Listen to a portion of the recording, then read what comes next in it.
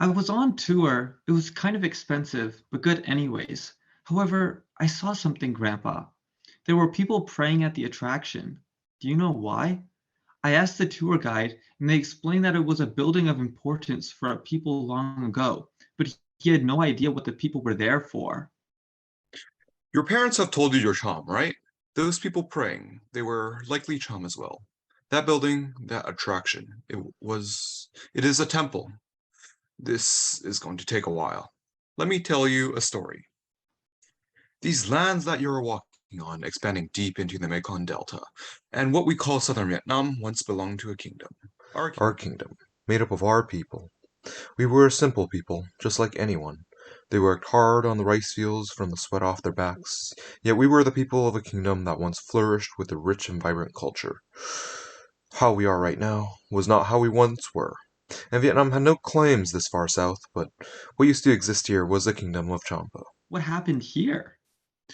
The kingdom of Champa no longer exists. The people have still carried on and still live, just with different kinds of names, but the blood still runs through their veins. The people that you saw at the temple are our people, people of Cham descent. Even though the temple is no longer in use the way it was before, it once was and continues to be a very sacred place to us. The Cham people and those people you saw at the temple were there honoring our gods and ancestors. Oh, I see. But what happened to it? Like, where did it go? Not all good things will last forever, and things are bound to change. The kingdom of Champa was unlike what you see now. The land was lively and filled with energy.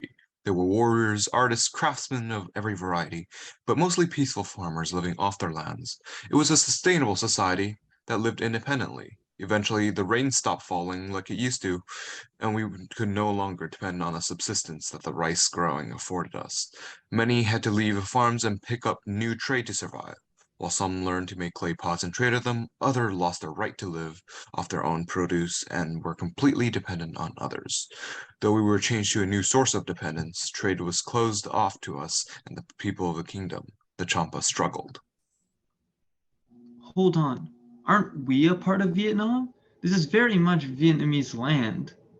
Stop it with your stories, Grandpa. I don't really believe you.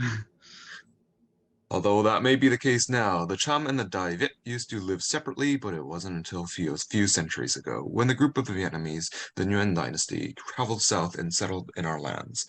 They were accepted by all, but not rejected either. Our customs shifted, as did theirs. All the while, we continued to live our life as usual. The migration continued, though. Southwards, the Vietnamese went with resistance and or support.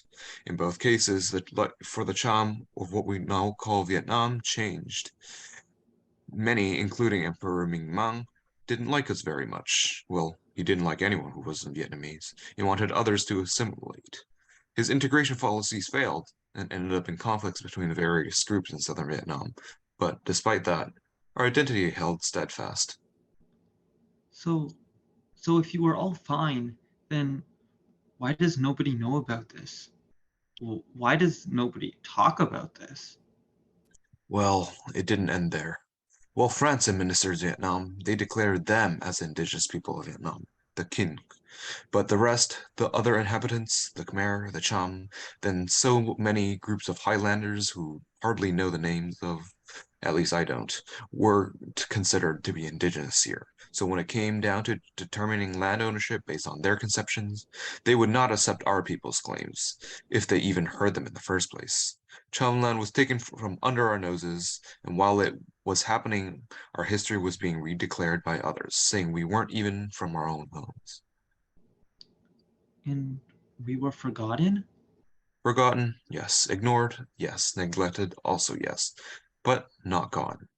It isn't your fault that you weren't taught about the history of our people. Your parents didn't think that it was important enough for them to teach you, and you being in America, you have almost forgotten how to speak Vietnamese. Nobody really talks about us in history, and when they do, they talk about us from the perspectives of the Vietnamese, the Khmer, the French, and the Americans, or even worse, they brush it away as an unimportant chapter in Vietnamese history. The Cham people are never gone. They live within me and within you, and whether we knew it or not. And it's the memory, the stories, the conversations that are passed down from generation to generation, which is why I'm able to tell you some of this now. We may never know the full story of the history of the people, but the most important thing for you to understand is that we come from a rich history that was taken away from us. People have tried to take that part of ourselves away as it reminds me, the Vietnamese, of the heinous acts that were committed in order to recreate this country. I I see. So where are we now? Although the ancient kingdom of Champa has fallen, the Cham are still alive. In fact, our history has never been purely within the land of Vietnam to begin with. There was another group of us, another Cham, who lived to the west, outside the kingdom and separate from us. They fled the Khmer lands into the Vietnamese lands after Vietnam's southward expansion and integrated themselves as distinct communities. These communities settled in southern frontier lands on behalf of the Vietnamese while receiving proper treatment from the imperial court.